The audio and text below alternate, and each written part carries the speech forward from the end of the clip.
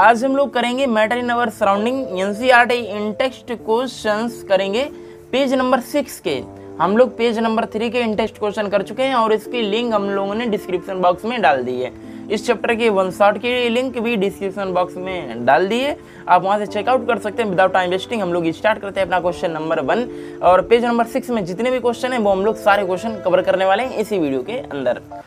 Question number 1 क्या कहता है हमारे पास कि the mass per unit volume of a substance is called density. यहाँ पर हम लोगों को डेंसिटी की डिफिनेशन बताई गई है कि डेंसिटी क्या होती है। The mass per unit volume of a substance is called density. इसके बाद पूछ रहा है कि arrange the following in order of increasing density, और इन सभी को जो ये चीज़ें दी गई हैं इनको इंक्रीजिंग ऑर्डर में अरेंज करना है डेंसिटी की।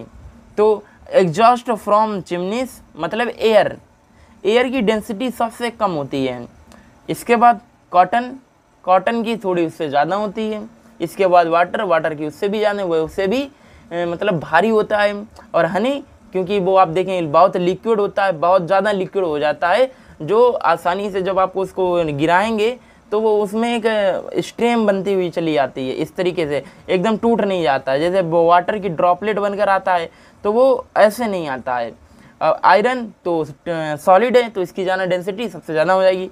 तो इंक्रीजिंग ऑर्डर में करना था तो air, exhaust from chimneys, cotton, water, Honey, iron हमारा ये आंसर है। आपको देखते हैं हम लोग को क्वेश्चन नंबर 2। क्वेश्चन नंबर 2 में हमको क्या बताता है कि आपको टेबुलेट मतलब टेबल बनानी है। The differences in the characteristics, difference बताना है कैरेक्टरिस्टिक्स में। किसकी कैरेक्टरिस्टिक्स में? स्टेट्स ऑफ मैटर की कैरेक्टरिस्टिक्स में डिफरेंस बताना है। और यह हमारा एक इम्पॉर्टेंट टॉपिक रहता है इस चैप्टर से, क्योंकि इस चैप्टर से यह सबसे ज़्यादा बड़ा पोर्शन है। इसी से क्वेश्चंस ज़्यादातर आते हैं जो स्टेट्स ऑफ मैटर है। प्रॉपर्टीज शेप, और सभी बच्चों को ये आता भी है ज़्यादातर। शेप तो सॉलिड में फिक्स शेप होता है, लिक्विड में फिक्स्ड शेप नहीं होता। जिसमें आप डालेंगे, अगर आप गिलास में डालेंगे गिलास की शेप ले लेगा, अगर आप कटोरी में डालेंगे कटोरी की, अगर बोतल में डालेंगी तो बोतल की शेप ले लेगा। और गैसेस का भी कोई फिक्स शेप नहीं होता है। वॉल्यूम की बात करें तो इसका फिक्स वॉल्यूम होता है, बट लिक्विड का भी फिक्स वॉल्यूम होता है। मतलब 1 लीटर पानी है तो आप चाहे जिसमें भी डालें उसका 1 ही लीटर रहेगा। पर गैसेस में ऐसा नहीं होता है। अगर आप एक कंटेनर, बड़े कंटेनर में डालेंगे तो पूरा कंटेनर में फैल जाएगा। अगर आप उसको एक सीसी में बंद कर देंगे तो पूरी सीसी में ही पूरी गैस आ जाएगी। कंप्रेसिबिलिटी, सॉलिड को हम लोग दबा नहीं सकते, दबाने की कोशिश करिएगा तो ये भी सॉलिड है, खूब वजन लगाएंगे दबेगा नहीं। और लिक्विड को थोड़ा सा कंप्रेस किया जा सकता है क्योंकि उसमें थोड़े थोड़े मॉलिक्यूल्स थोड़े थोड़े दूर होते हैं, पर गैसेस में बहुत दूर दूर मॉलिक्यूल होते हैं तो दे आर मोस्ट कंप्रेसिबल। इनको हम लोग पिस्टन से कंप्रेस कर सकते हैं। नेक्स्ट प्रॉपर्टी की बात करें डिफ्यूज़न की, तो solid diffuses very slowly. Solid बहुत टाइम लेते हैं डिफ्यूज करने के लिए। जैसे आप देखते हैं रस्टिंग, जंग लग जाती है लोहे में तो वो बहुत साल लग जाते हैं जंग लगने के लिए, क्योंकि वो धीरे धीरे डिफ्यूज़ करता है। बट आप लिक्विड को करें तो शक्कर और पानी को मिलाइए तो लिक्विड डिफ्यूज़ हो जाएगा। और आप गैसेस को करें तो गैसेस तो बहुत जल्दी डिफ्यूज़ हो जाती हैं। अब फ्लूइडिटी की बात करें तो ये दे आर रिगिड होते हैं, सॉलिड मूव नहीं करते, बट पानी को आप बहाएंगे तो वो बह जाएगा तो दे आर फ्लूइड। बट और गैसेस की बात करें तो ये सभी में मूव इन ऑल डायरेक्शन, बहुत जल्दी बह जाती हैं। इंटरमॉलिक्यूलर फोर्स की बात करें तो इस सॉलिड में बहुत ज़्यादा होता है क्योंकि ये रिगिड होते हैं। उनके आपस में जो पार्टिकल का जो फोर्स लगता है आपस पार्टिकल में वो बहुत ज़्यादा स्ट्रांग होता है, तो मैक्सिमम होता है इंटरमॉलिक्यूलर फोर्स। लिक्विड में बहुत कम होता फोर्स होता है सॉलिड के कंपैरिजन में, और गैसेस में तो बहुत ज़्यादा मिनिमम होता है। इसका बी पार्ट देखते हैं क्वेश्चन नंबर 2 का। इसमें यह पूछा गया है कि comment upon the following, comment करना है rigidity, compressibility, fluidity, filling gas container, shape, kinetic energy and density.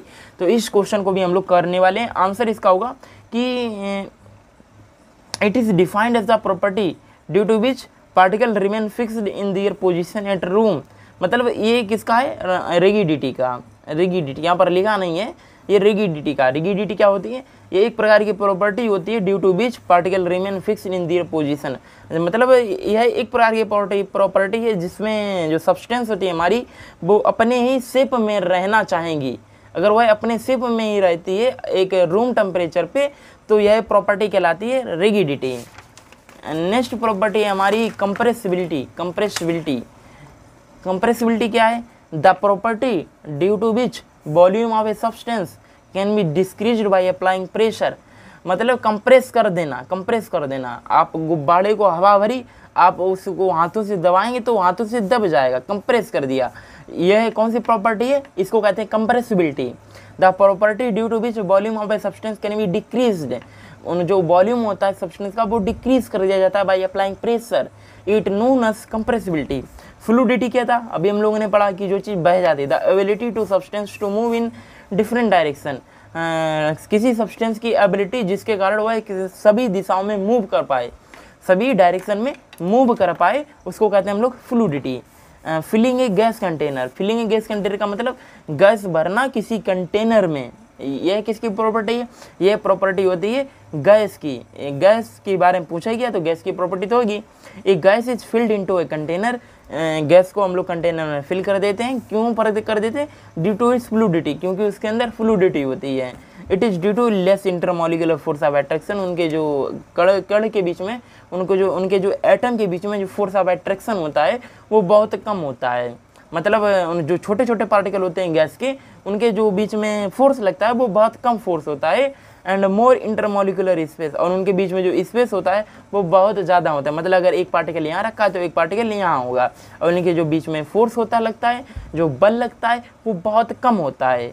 तो इसके कारण हम लोग उनको गैस कंटेनर में फिल कर देते होंगे, जिससे जैसे देखते हैं अगर आप हॉस्पिटल गए तो जो ऑक्सीजन होती है एक छोटे से कंटेनर में बहुत ज़्यादा मात्रा में ऑक्सीजन भरी होती है, जस्ट क्योंकि इसके कारण फिलेंगे गैस कंटेनर की प्रॉपर्टी के कारण। अब हम लोग देखेंगे शेप के बारे में हम लोग को कमेंट करना है। तो शेप किसकी के बारे में कमेंट करें, सॉलिड, लिक्विड और गैस के बारे में कमेंट करेंगे। तो सॉलिड का शेप कैसा होता है, रिगिड होता है। तो comprised of tightly packed particle, solid के अंदर जो पार्टिकल होते हैं बहुत ही टाइटली पैक होते हैं। Will remain in particular shape, और अगर वो टाइटली पैक है तो वो अपने ही शेप में रहना चाहेंगे।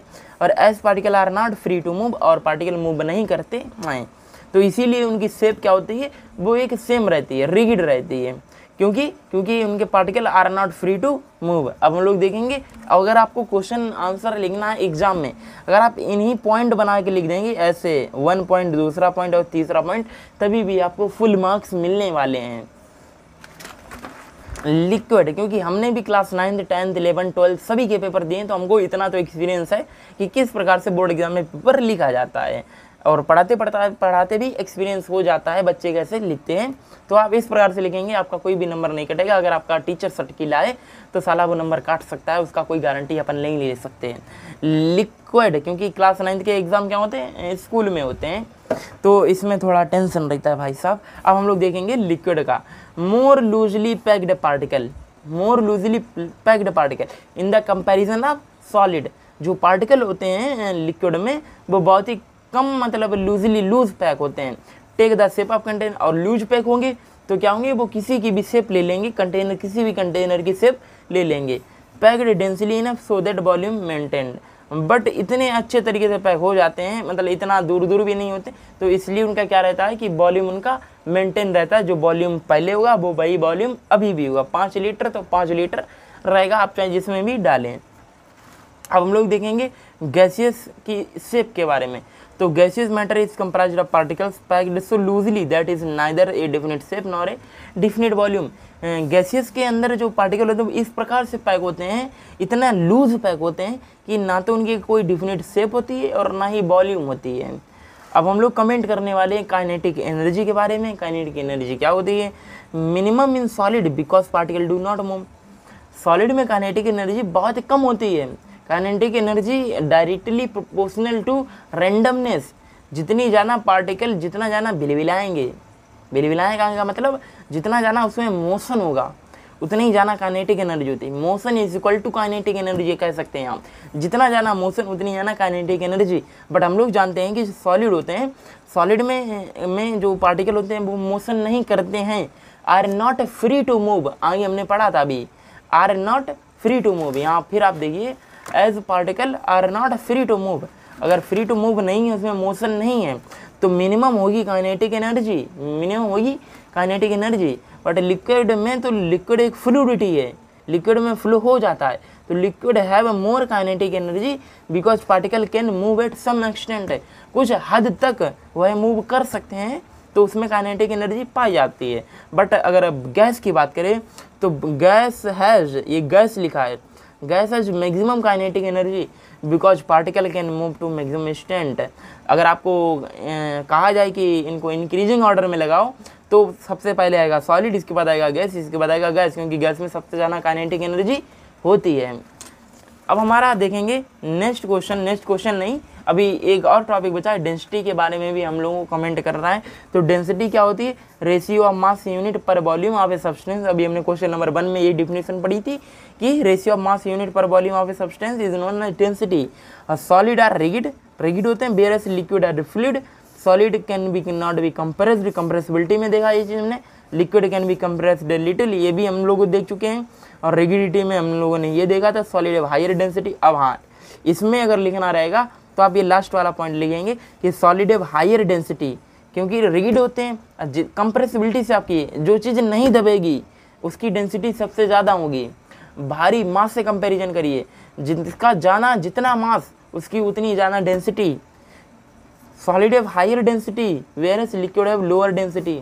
लिक्विड के पास डेंसिटी कम होती है और गैस के पास तो नेग्लिजिबल डेंसिटी होती है। अब हम लोगों को क्वेश्चन नंबर 3 देखना है, गिव रीजन्स, रीज़न बताना है कि एक gas fills completely the vessels in which it is kept. अगर किसी भी गैस को किसी भी वेसल्स में, किसी भी बर्तन में डाल देते हैं तो वह उसको कम्प्लीटली फिल कर देता है। क्यों कर देता है फिल? क्योंकि it is due to the least force of attraction between the gas molecule.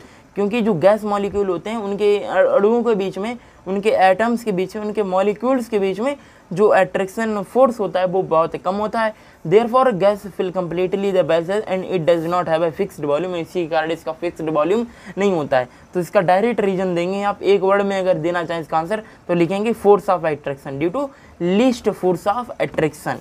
Question number B, इसका बी पार्ट है, a gas exert pressure on the walls of the container. Gas exert करता है pressure. अगर किसी container में हम लोग gas भर देते हैं तो वह कंटेनर में प्रेशर लगाता है। क्यों लगाता है? क्योंकि gas molecule collide with each other as well as with the walls of the container.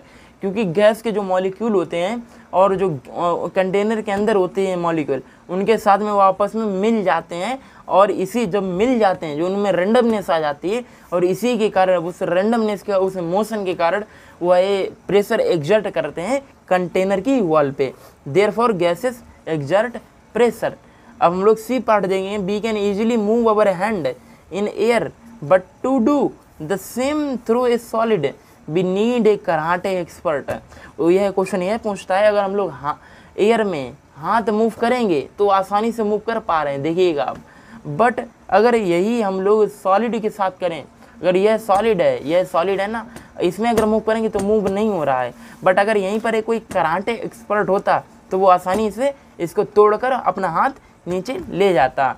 ये इसका आंसर क्या है? Because air has least force of attraction. क्योंकि एयर के बीच में जो मॉलिक्यूल होते हैं उनके बीच में फोर्स ऑफ अट्रैक्शन होती है। देखिएगा आप, जो हमने टेबल बताई थी, जो पूरे में वह सभी पूरे वही यूज हो रहा है सभी क्वेश्चंस में।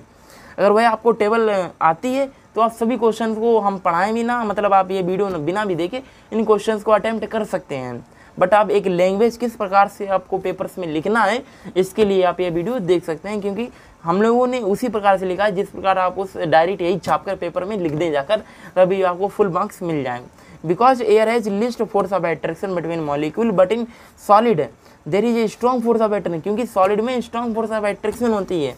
Karate expert uses various techniques. Karate expert बहुत ज़्यादा तरीके यूज करते हैं टू ओवरकम फोर्स। इस फोर्स को तोड़ने के लिए इतना ज़्यादा फोर्स लगा देते हैं इस पर, क्योंकि जो इनका अट्रैक्शन होता है सॉलिड के बीच में वो टूट जाए। इतना हाईली प्रेशर लगा दो कि जो फोर्स ऑफ अट्रैक्शन हो सॉलिड के बीच में वो हट जाए, वो टूट जाए, तभी आपका हाथ मूव कर पाएगा। और वही ये करते हैं। हम लोग एयर का तोड़ सकते हैं बट सॉलिड का नहीं तोड़ सकते, क्योंकि हम लोग इतना फोर्स नहीं लगा सकते। बट कराटे एक्सपर्ट इतना फोर्स लगा देते हैं कि सॉलिड के बीच में भी जो अट्रैक्शन फोर्स होता है वो भी टूट जाता है। अब हमारा लास्ट क्वेश्चन बचा है, क्वेश्चन नंबर 4, और इसके बाद हमारा होगा टाटा बाय बाय, धन्यवाद करेंगे। देखते हैं आप, liquid generally have lower density as compared to solid. Liquid के पास क्या होती है, डेंसिटी कम होती है एज कम्पेयर टू सॉलिड। क्यों होती है? But you must have observed that ice float on water. क्योंकि क्वेश्चन यह कह रहा है केस स्टडी बेस्ड क्वेश्चन है ये, केस स्टडी बेस्ड क्वेश्चन। इसमें यह पूछा जाता है कि एप्लीकेशन होते हैं, मतलब डेली यूजेज जो आप प्रैक्टिकल करते हैं डेली लाइफ में, उनसे जो क्वेश्चन उठकर आते हैं उनको हम लोग कहते हैं case study based questions. Question ये पूछ रहा है कि हम लोग जानते हैं कि सॉलिड की जो डेंसिटी होती है वो ज़्यादा होती है लिक्विड के कंपैरिजन में, बट हम लोग देखते हैं अपनी डेली लाइफ में कि जो बर्फ़ होती है वो फ्लोट कर जाती है वाटर पर। क्योंकि भाई साहब जो आइस होती है वो तो सॉलिड होती है, वाटर हमारा लिक्विड है, इसलिए आइस की डेंसिटी ज़्यादा होनी चाहिए वाटर से, तभी भी एक फ्लोट क्यों कर जाती है? तो इसका आंसर ये होता है कि it is because ice has open case structure having empty spaces. जो आइस होती है वो जब आप आइस को फोड़ेंगे तो उसके अंदर छोटे छोटे माइन्यूट स्पेस होंगे, उसके बीच में जो उसका आकार होता है उनके बीच में स्पेस बहुत ज़्यादा होता है। कभी कभी आप जो बर्फ़ घिसते हैं ना, बर्फ़ बेचने आते हैं तो वो कहते हैं बर्फ़ खोखली आई है, तो मतलब बर्फ़ के अंदर भी बर्फ़ अंदर क्या होगी, पोला होगी, उसके अंदर स्पेस बहुत ज़्यादा होगा। It has more volume but less मास। और आप जब भी किसी अपनी बॉटल को फिल करेंगे, फ्रिज में रखेंगे जाकर, तो क्या होगा कि अगर फुल कर दीजिए बॉटल को कम्प्लीटली फिल और फ्रीजर में रख दीजिए, तो जब आप देखेंगे तो बॉटल फूल चुकी होगी, तो उसका मास बढ़ जाता है। It has more volume but less मास, पर उसका जो मास होगा वो बहुत कम हो जाएगा, मतलब आकार बढ़ जाता है पर मास कम हो जाता है। Therefore it has lower density, और इसी के कारण उसकी जो डेंसिटी होती है वो लोअर हो जाती है। हम लोग समझते हैं कि आइस की डेंसिटी ज़्यादा होती है, बट ऐसा गलत है। आइस की डेंसिटी लोअर होती है वाटर से, और यही कारण से आइस फ्लोट कर जाती है वाटर पे। ड्यू टू, अगर आपको एक वर्ड में आंसर देना है, due to lower density than water, यही कारण है आइस फ्लोट कर जाती है वाटर पर, और वाटर फ्लोट करवाता है आइस को, कह सकते हैं इसको। और यहाँ पर हमारा वीडियो होता है एंड। हम लोगों ने क्वेश्चन आंसर इस पेज के कंप्लीट कर लिए हैं। अब हम लोग नेक्स्ट पेज नंबर 9 के एनसीईआरटी इन टेक्स्ट क्वेश्चन करेंगे। धन्यवाद, मिलते हैं अगले वीडियो में। उसकी लिंक आपको इसी के डिस्क्रिप्शन बॉक्स में मिल जाएगी।